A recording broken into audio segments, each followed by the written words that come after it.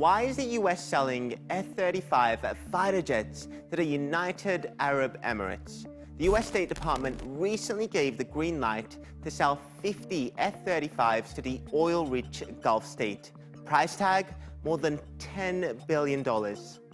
The Trump administration has informally notified Congress of its plan to sell F-35 jets to the UAE. Now, they have the money, and they would like to order quite a few F-35s. It's the greatest fighter jet in the world, as you know, by far. Stealth.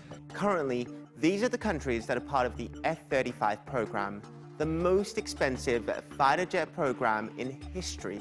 And there's good reason why so many countries want to get their hands on it. A fifth-generation stealth fighter, the F-35 can penetrate airspace undetected.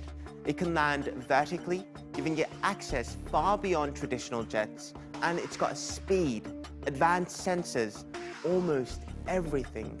So, you got the deadliest fighter jet now being sold to an Arab state. Would Israel allow this?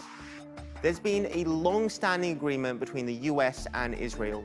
No state in the region would ever be allowed to attain sophisticated military technology that could impair Israel's qualitative military edge. But to quash those fears, there was a workaround. Israel is the only country that is allowed to modify the F-35.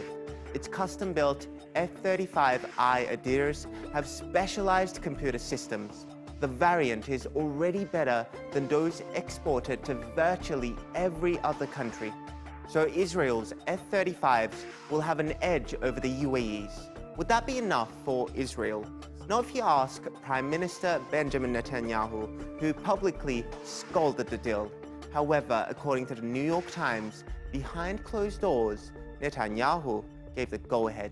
But he wanted something in return. The president just tweeted about a peace deal between Israel and the United Arab Emirates, The U.S. decision to sell the F-35 fifth-generation stealth fighters to the United Arab Emirates seems to be final.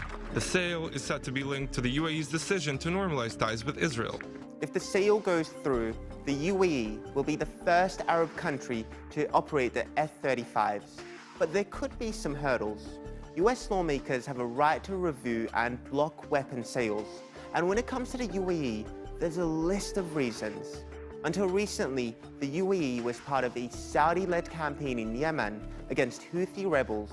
Their indiscriminate bombing led to thousands of civilian deaths. The UAE has also deployed jets and weapons against the UN-backed government of National Accord in Libya, which has been in a brutal civil war since 2014. And here's a glaring double standard. The UAE has purchased military hardware from China and Russia, including air defense systems. Why does that matter? The US argues that using Russian systems can lead to a data leak of the F-35's technology. But Washington seems to have only applied that standard to its NATO ally, Turkey. Ankara was removed from the F-35 program after purchasing the Russian S-400 missile system. Washington cited potential data leaks as the reason. The UAE, well, they get a pass. And it's not just Abu Dhabi that wants in on the action. But first, well, you know the drill. Israel and the Kingdom of Bahrain would be establishing full diplomatic relations.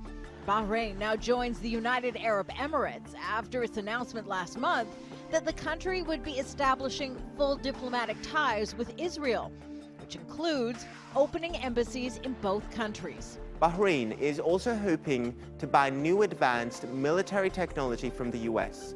Netanyahu referred to these Gulf countries who recently recognized Israel as joining the circle of peace. And he said it will expand.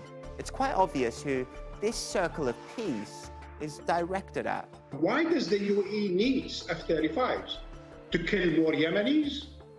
To bomb Iran? Israel benefits, as I say, from acceptance, from having an ally, certainly a friendly country, on the Gulf looking straight across at Iran. So, there's a smart way to create peace. Pour billions of dollars of the most advanced weapons into a region that is already teetering with multiple wars and deadly rivalries.